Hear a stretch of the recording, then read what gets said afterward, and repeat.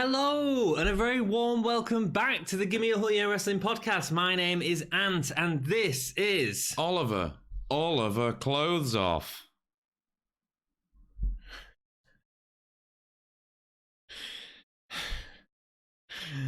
How long did it take you to think of that? Literally, I thought. I mean, it's in the good. last I 2 quite seconds. like it. It's good. It's good. It is a joke that I already knew, but I did just kind of go. Of course you did. Oh God, how what many should I times do? have you used that as a chat line? I all of 0 times because I know it would never work. I work in a place that has the third largest concert organ in the UK. Ooh, How third many largest. times do you think I've told the ladies that? What, that you've got a giant concert organ?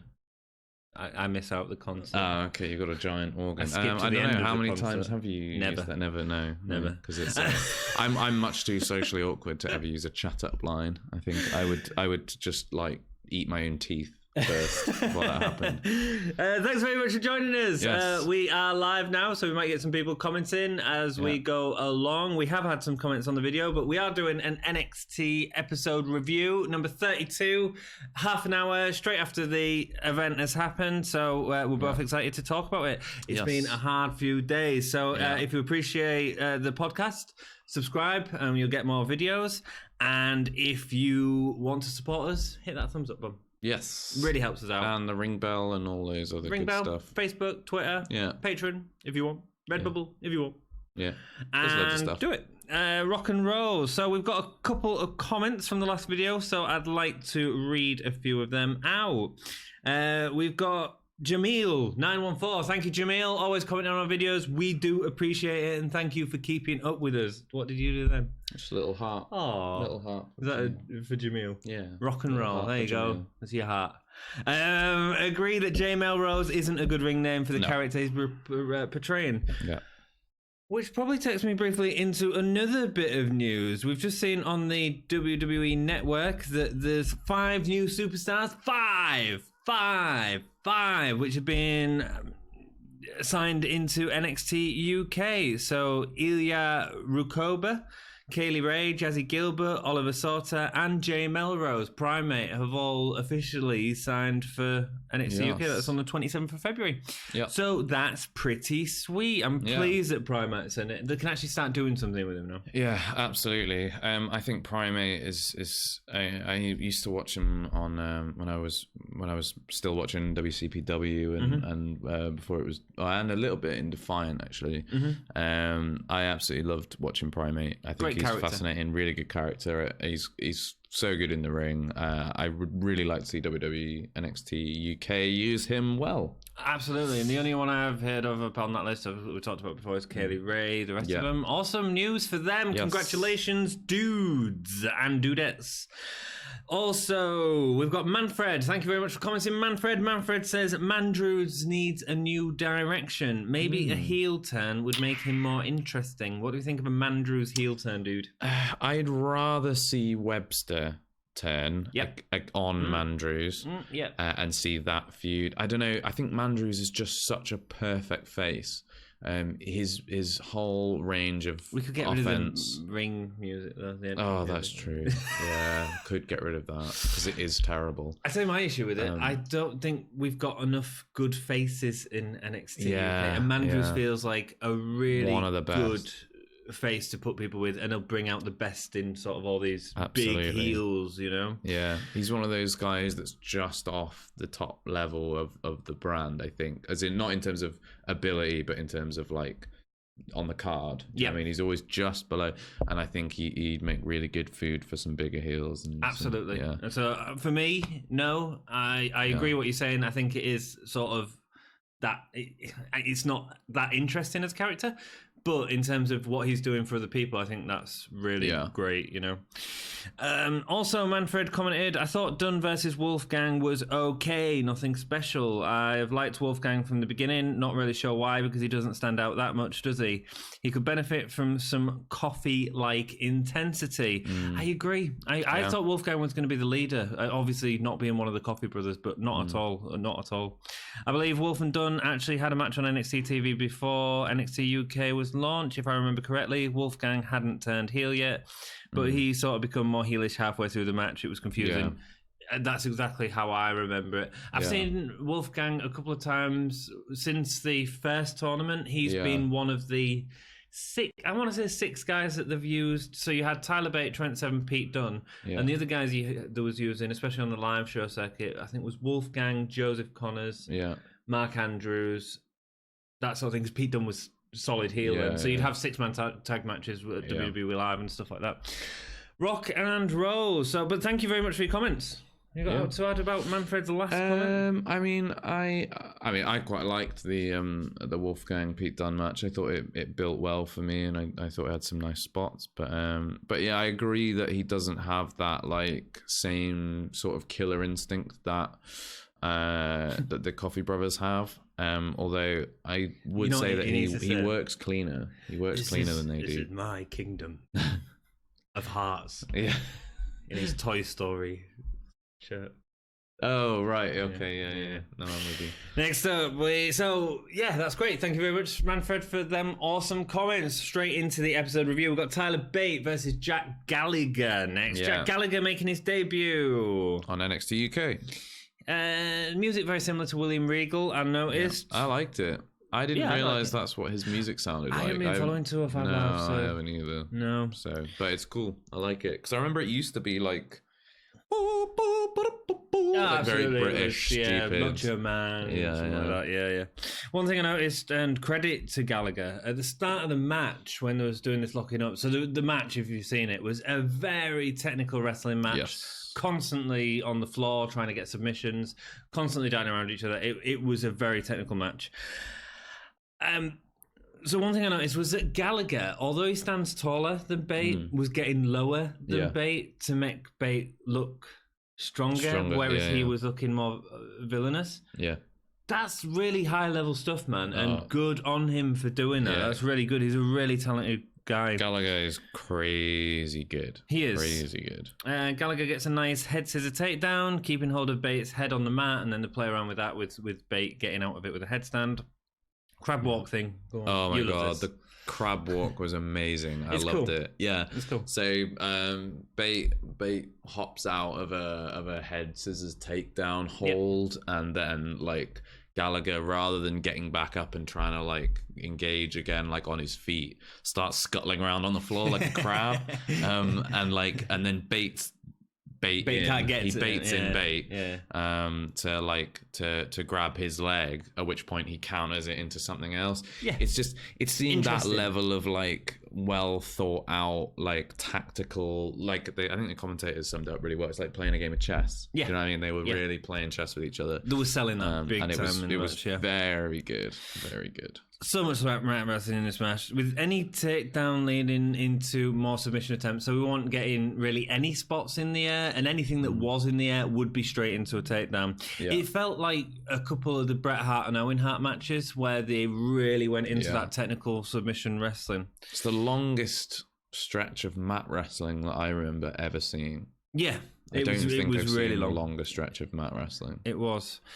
And it was smart. There was some nice chain wrestling. There was a couple of bits which didn't flow as well. I really didn't like the bit where he was holding his legs with one foot, and it was like he was holding it. And then there was a bit where he flips him up onto his back, and it all just got a bit awkward. There was a couple of moments where I started to be like, I get you're doing the chain wrestling thing, but this feels a little bit beyond suspending your disbelief. The issue is when you're doing chain wrestling like that, as a viewer, your mind becomes so focused on that chain wrestling. So botches that you wouldn't necessarily normally notice or care about because it's preceded and followed by moves, and we just accept that sometimes it's a bit difficult to get in that.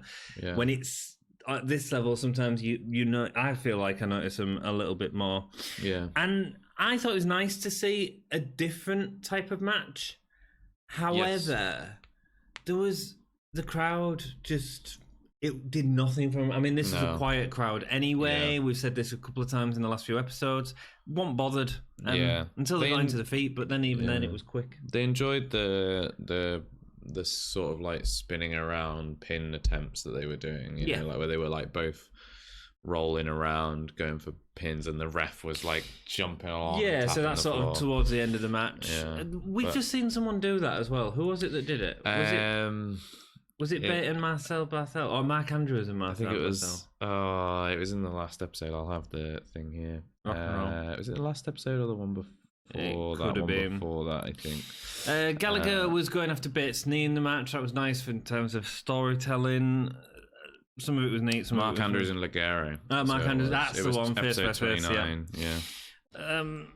Yeah. Bate gets a roll up for the win.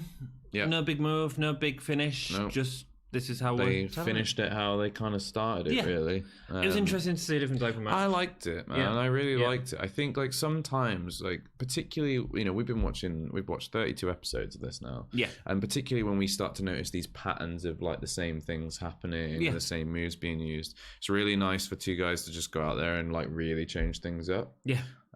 It was something completely fresh that I'd never seen before. And what's really weird, when we were watching it, I did think like, I wonder if they'll like, or I wonder if anyone has ever done, or I wonder if like I'll ever see a match where it's just all chain wrestling. Because I was expecting it to like them to do the chain wrestling, build into some power moves, move into the finish. Yeah. But they just held it out the whole way, and actually I There's got to be respect for that. Interesting. There's got to be respect for that. It was interesting. It wasn't like the most exciting match ever, but it was a super interesting, fun change of pace, which breathed a little bit of life into what has become slightly stale recently. Slightly repetitive, I think, at times. Sometimes. We see what's coming, I think. Yeah.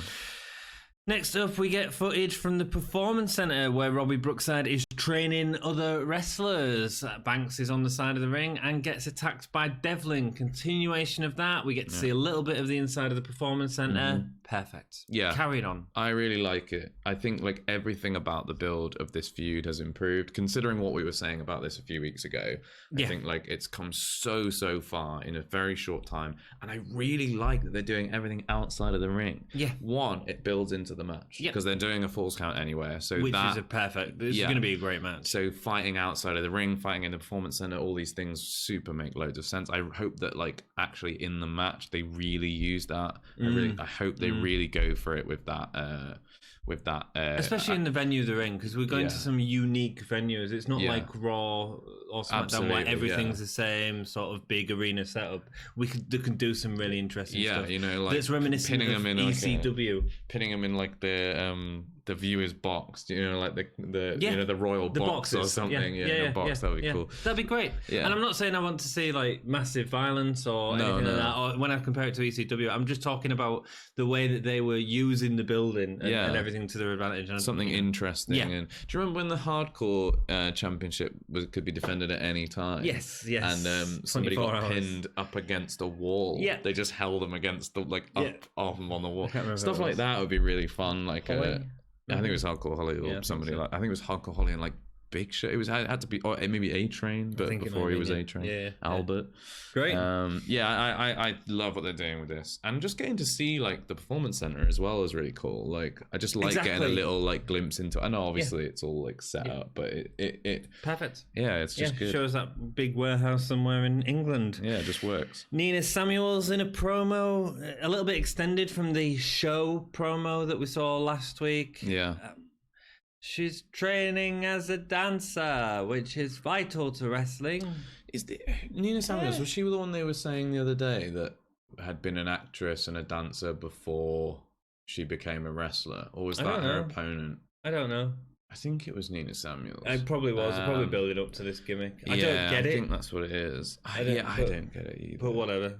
Like what they made a really loose out, like saying, because if you're a dancer, you learn what your opponent's gonna do before. That's really loose, man. If you're a baker, you're good with your hands. Yeah, so you could be a really good technical wrestler. A thumb war. Yeah. You're really good at thumb war. It's a very loose connection to make, and I think also you've got to be really careful. I don't know. I think like it's good for wrestling not to take itself too seriously, right? Yeah, we can all agree that. Yeah. But I think like when you start going, well, actors and dancers and anyone else can be like when they come from like a sports background or a fighting background, especially with it gives a level of authenticity. Like think how authentic Brock Lesnar feels. Hey, dancers are athletic. That's not. No, they're athletic, but also they don't punch each other in the head. They're also not. They don't have. It's not like contact ballet. Is competitive they ballet. Spin around and like elbow everybody on the way past. You know what I mean? Competitive ballet. That is what wrestling is. Yeah. Well, I see. That's what I mean. Is I think you've got to be really careful where you make those like comparisons, because you don't want people going about your product. Oh, it's like dancing. Do you know? Like you want them to go. It's fighting. Like I think you have to like pretend kayfabe exists like a little bit. Like, just a little bit. I'm all with you. Yeah. But then like you also look at is it Darren Aronofsky that made The Wrestler with Mickey Rourke? Oh yeah, you've seen it? No, great film, man. Great film. Well, that was actually a film that was written with another film, which was Black Swan. Oh, right. And the two films were supposed to be one about a ballet dancer who falls in love with a wrestler, because the two industries are very similar in terms of they both go out and have... Yeah, man. There we go. Yeah, you don't want to make that comparison. Not in the product itself. Yeah. No. Cool, rock and roll. And then, so after this weak Nina Samuels promo, we get to see an Eddie Dennis promo. Yeah. And what's this? Eddie Dennis has got interesting again. Bloody great, wasn't it? It was great. What happened to Eddie Dennis last year, January the 13th? He ripped his pectoral muscle. He then managed to sign by May that year a contract with WWE. Yeah. When he is hurt, he comes back more vindictive than ever and will take down the roster one by one. Such a good promo. It wasn't too long, didn't overstay itself. He didn't do any crazy, stupid facial expressions. He was direct. He did a bit of a smile at the end. It stayed crazy. It stayed the right level crazy. It was like just unhinged enough that you were kind of like, ooh, this guy's a bit off the walls. But also, he didn't do like a lot of like, I'm Eddie Dennis. Daddy long legs, jazz hands. You know what I mean? He was just like direct. He said what he wanted to do. Yeah. I really hope, though, because we've had this already and I'm set up for disappointment, I feel, because he had a bunch of really strong promos leading up, you know, in the first few episodes of NXT UK, and then when he debuted, I was like, what is happening? I'm really worried that we're going to get this again, that he's going to go, I've changed, I'm going to come back more aggressive, and he's just going to come back more crazy. Gangly. Because that is more crazy to him. That is more crazy. God, he's so annoying. Yeah, but I'm hoping he's not a moron. He's going to be. Let's not get our hopes up. Another point I wanted to mention, Mastiff, where is he? Not capitalizing on any kind of... I guess he just wasn't in Phoenix. Yeah, but he's the guy that beat Eddie Dennis in Phoenix. Eddie Dennis was there. Like, put Mastiff there. Give Mastiff was Eddie a Dennis in match. Phoenix? Yeah, he had a match against... Was that in Phoenix? I don't know. Yeah. He's it was had a in match Blackpool. since TakeOver. It was in Blackpool. It was during the Blackpool tapings. I don't think Eddie Dennis is there either. I'm sure it was Maybe in not. Blackpool. Maybe not. Okay. Because it was the episode after TakeOver. I thought it was because he was doing his crazy face and the crowd just weren't reacting. Anyway. No, it was definitely in Blackpool. You see, that's what happens when you film like 6 podcasts in one day. In the same one. Next match is Walter versus Cassius Ono. No silhouette. No. Gutted. He made it out kind of like after he normally does. Like he didn't come out till after. I think it was because he couldn't have got it dark enough in the arena because it was sort of conference center and it would have looked kind of terrible. Probably just decided to not do it. Yeah. We see another form of grappling wrestling here, which is refreshing to see two guys locking up. What I sort of talked about the other episode, where we're seeing two guys hand wrestling, locking up, which was cool and different from the last match. I think that's why this episode was enjoyable, because actually each match was very different, different. Very diverse. Yeah, locking up the arms. Oh no, he starts chopping. So I know you'll go through the play-by-play of this, and it'll come out as we go through it that we didn't really get much in the way of Walter chops on it. No, I don't know why. One. Ono was wearing a vest with a vest underneath, so you weren't going to get anything. Out of it. I don't know if they were protecting Ono with that. I think it's stupid, man. Yeah. If you're gonna why put him against Ono in that case? Absolutely. Do you know what I mean? Like Walter, one of his biggest things is that he chops like a merc. Yeah, third match in WWE. Let's continue that. We want those 50 cal rounds to the chest. Absolutely. But we just got this kind of half. Like it was like a thump because you couldn't really hear it because of the padding. He did a couple of thumps on the chest. I don't like that because it's a bit too close to the heart for me. Yeah, and I just think like we're excited about Walter for a few reasons. You know what I mean? We're excited because he's a very good, like, he's not particularly like technical wrestler. Nope. He's like a ring, like he's a ring general. Like, he's good. He describes him perfectly. He's good at what he does, like really good at what he does. And he's very impressively athletic for a dude of his size, which is really fun as well. He looks the part. He does everything right.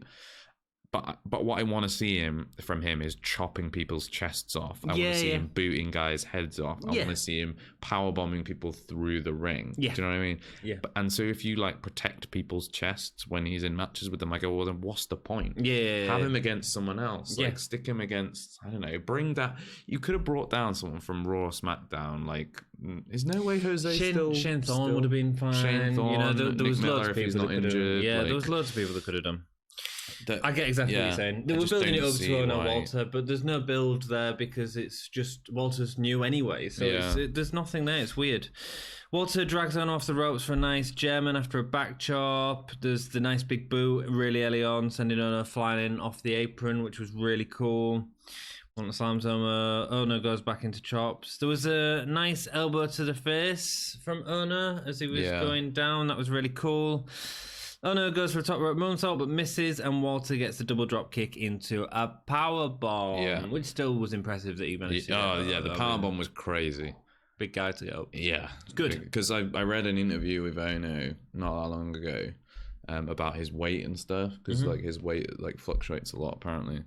And he said that like while he's been working in NXT, he's like 250 pounds, which is like pretty heavy. Right. Like what we're looking at, like 17, 18 stone. I think, like that. I think. I have no idea. I'm just saying. It's 14 pounds in a thing. So yeah, you're looking at like getting on for like 17, 18 stone. I think there's a lot of weight to throw about like that, like in an easy power bomb. So yeah, I don't know. Like the power bomb was really cool. The German was good. There was some good strikes in the match. Mostly forgettable. Yes, mostly. Let's just wait and see where they go with Walter. Yeah. I'm sure we're going to get some great stuff, and we will get it. I just don't know why Ono. Yeah, I know. Ono. I saw that they were going against Ono, and I went, oh no. I think that's what I do with most Ono matches.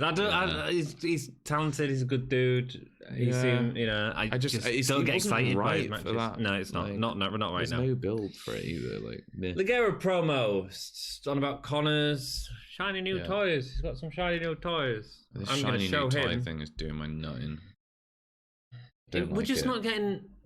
We're not. It was two promos that were done a while ago that were almost identical. Yeah, and they didn't build really on each other, and suddenly it's become his constant thing. Yeah, like the last one we had him at the Performance Center. Yeah, that was being good. An ordinary dude. And the Connors one at the Performance Center was really good. I don't mind the toy thing. Yeah. Just either do it or don't. Yeah, yeah. And that's the problem. I mean, I like I said at the time, I think I would prefer if they really went there somewhere with it, where if he had like little soldiers that were like made up with the faces of the wrestlers, and he started like hammering them like some kind of weird psychopath. You know fine with that. Fine with that. And then he joins up with Eddie Dennis. But just to have a wet mouth and to do that promo, I got a real wet mouth.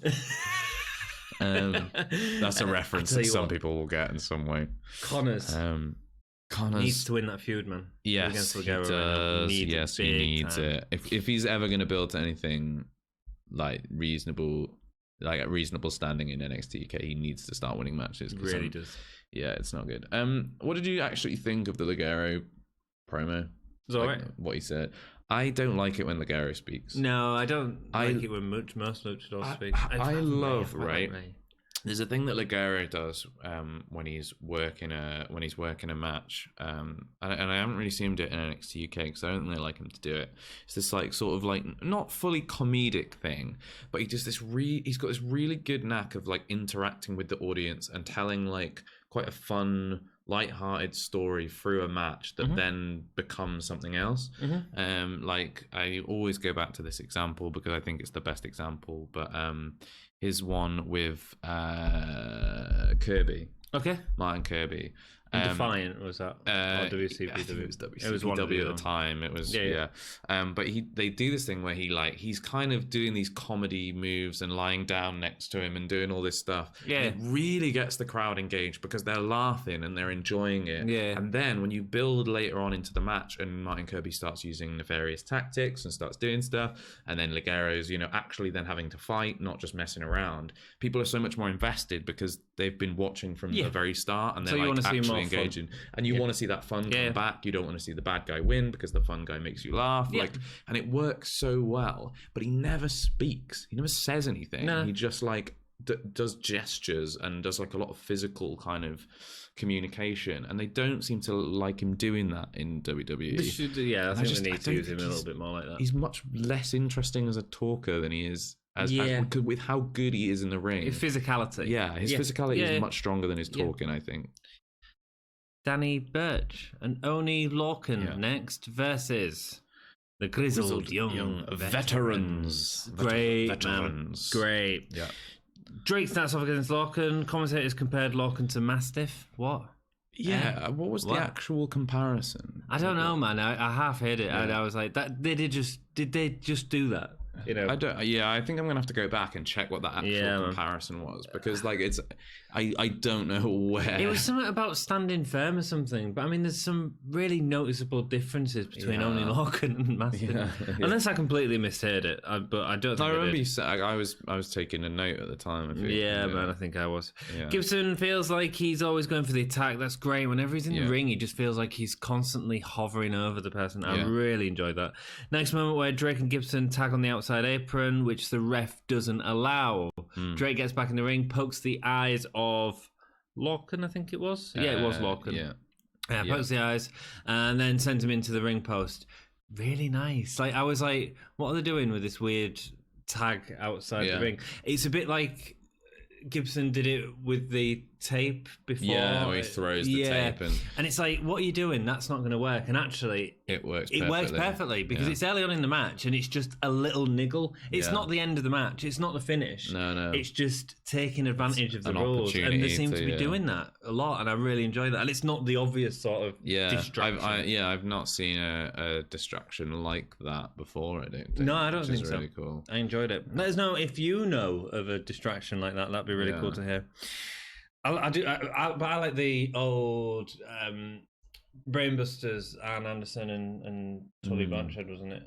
Who used to tag on the outside of the ring by. They didn't used to get the tag; they just used to clap and stuff like that. Oh yeah, really clever little stuff. That's old stuff to make the ref think that they've got a tag. I love stuff like that. I think it's great. Good use of. Can you imagine how much wrestling would change if they went to a video referee? Can you imagine how wrestling just wouldn't work as a product? You just really couldn't because the ref would just go, did he cheat? Yeah, okay, disqualified straight away. It was a bit like that. There was a match ages ago where it was a new rebranding of WWE, and whoever won the match, I can't remember who it was. It was probably Kevin Owens or someone like that. Yeah. And then one of the McMahons would come out and say, "No, this is a new era. No countouts." It was really weird, man. Shane, really weird, yeah. And then Shane would come out and say something else. And then Shane would come out and be the best wrestler in the world. He is, man. And he Shane is so he's got a title for that, I believe. Yeah. Trophy and everything. And he deserves it. He totally deserves it. Because you know what? He's the son of the guy who owns the company. So he deserves the trophy and he should go down as the best wrestler in the world ever. Modern day Jerry Lawler, man. But Jerry Lawler was talented. When Danny Burch gets into the ring, when he gets a tag, he brings the energy in so much with Germans for everyone. I mean, the best Germans, but the energy was there. There was a really nice double drop kick off the top rope, which looked great. Nice good push on it at the end. Like Walter, man, them drop kicks where he just he connects and then pushes. It's beautiful. It looks amazing. Nice as Danny Burch is on top of the turnbuckles, and both Drake and Gibson take it in turns, deliver moves to him. Elbow, I think there's a kick that Drake does, and then it ends in a Ticket to Ride from Gibson. Yeah. Nice head connection from Drake and Burch off the second rope. Looked painful. Probably wasn't. Probably safe. Great. Yeah. Carry on. Doomsday Device from Burch and Lorcan. I didn't know they were doing that. Yeah, that's yeah. Yeah, no, which ends in a pin attempt. Which was broken by. It was absolutely three. Yeah, it was absolutely. But I don't care because I appreciate the spot. Yeah. I appreciate the spot, which in the spot was that Gibson was doing a suplex, back body drop, wasn't it? Yeah, that's right. Onto them, which I think is great. I mean, that's fun. You know, that's good. Like, it was this spot, and I'm like, that's probably one of the highlights in terms of. If you were thinking of a takeover, that would probably be the highlight of the last 3 weeks that we've watched from Phoenix. Yeah. And the crowd. Yeah, the crowd was super dead. I mean, there was a bit of an applause. Yeah. But this was incredible stuff. Do you know what? I also think that part of this might not actually be. Well, I mean, you can see the people all on their phones and stuff, so you know that there is like a real issue with that. But also, it's not a very big crowd. No, it's not. No. So I just don't think you're ever gonna. There was one really loud lady and one really loud dude, and the lady was like during the Tyler Bate match was like really trying to get a big strong boy chant going, and just nobody was going for it. Like one person just going big strong boy, big strong boy. There wasn't one shoe off during this match. No. Mental. There was a high angle DDT from Lorcan and Burch, which looked really sweet as well. Yeah, it was good. Gibson kicks out. He did, man. Like Drake has been kicking out of everything. Oh, you've got to, man. I don't know I don't know what's going on with. I just wouldn't like. That's their finish. Do you know what I mean? When they lose the titles, it isn't Drake getting pinned. It is. No, Gibson. It's got to be Gibson. It's got to be Gibson. It's got to be. Gibson tries to help Drake get the pin using the ropes, which was really nice. But they actually end up getting the ticket to Mayhem for the win. I really enjoyed this match. I thought it was a really good match. It was a shame that the audio quality of the audience, or whatever we want to say, wasn't that great. Yeah. But a great match. Yep. Really enjoyed it.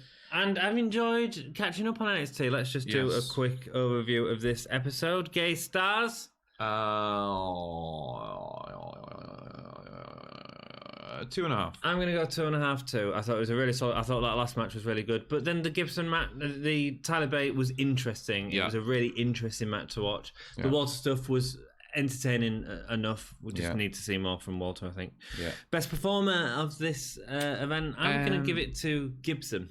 Yeah, Gibson for me as well. Yeah. Well, no, you know what? It would be Gibson. But I was just so impressed with Gallagher. Okay, cool. Gallagher was amazing. Cool. And I think it's just how much of a surprise the crab. Yeah. You know, I think just how much of a surprise that match was, how interesting it was, and how good Gallagher is, with a lot of his like reversals and his takedowns and everything was just amazing. So I'm going to go Gallagher. Cool, rock and roll. You probably won't get to choose him very often if you don't. No. Anyway, so that's rock and roll. Best match, Grizzled Young Veterans. I can't choose. I think that like the Grizzled Young Veterans match was more fun, but I just thought the other one was fascinating. So I don't know. I can't split it between those two. Fair enough. You can have two. I'll do it. And Holy Chip moment for me. Holy Chip. Dude, when we go see NXT, and I'll be going anyway soon, and I don't know whether you'll be going. Try his best. We are starting a Holy Chip chant, baby. Yeah. Holy Chip moment. It's got to be Gallagher's crab walk. I think for me, that's like, I was like, what is happening right now? But I love it. So that's my Holy Chip moment. Yourself? I was going to go for the high DDT. Yeah, that was really good. But actually, I think I'm going to go for the suplex onto I know the pin was a bit botched, but it was such a good moment. I mean, it's a really unique way of doing it. And it wasn't just, I'm going to push him onto you. It was a full suplex onto a pin. It was impressive, man. Well, that's it. Yeah. That's all we've got for you. Now we're going to take off 6 weeks and come back in. No way. We're not doing that again. We're back. We're caught up. Yes. Thank you so much for keeping up with us. Oh, we've got a couple of people watching now. I hope you're watching the episode now. If you've got anything to say about if you enjoyed the episode, let us know and we'll feedback. Hello, 4-person. Yay, everyone's joining us and we're just about to sign off. I tell you what we'll do for the people that are watching is we'll sign off now and then we'll come back and just have a chat with you all if you want. It'll be Sweet. cool. So if you'd like the channel, please give it a thumbs up. It really helps the videos out. Subscribe to the channel. We're nearly at 100, man. Yeah, I know. It's cool. It's exciting. We've got some plans as well. We've got plans for some new kind of videos. Absolutely. Yeah, we're going to try some new stuff out. We might look at just compiling maybe some of our thoughts or some of our ideas in some kind of way. Yeah, man. I really want to do some top 10 lists because I think they're fun. Yeah. And yeah, some other stuff. We might even do some 2K, but I'm not talking to you about that. We'll talk to you about that at some other point. We'll figure something out. We want to try and do some, because now, especially now that we're back down to one NXT UK episode a week, means that we've got a little bit more time maybe to try something out a little bit more creative from our side. So if you like that idea, give us a shout. Yeah, absolutely. And remember to like the Facebook, the Twitter, the Patreon, and what's the other one? Instagram? Subscribe and hit that ring bell. Ding, ding, ding. Thank you so much for watching, and keep it gay.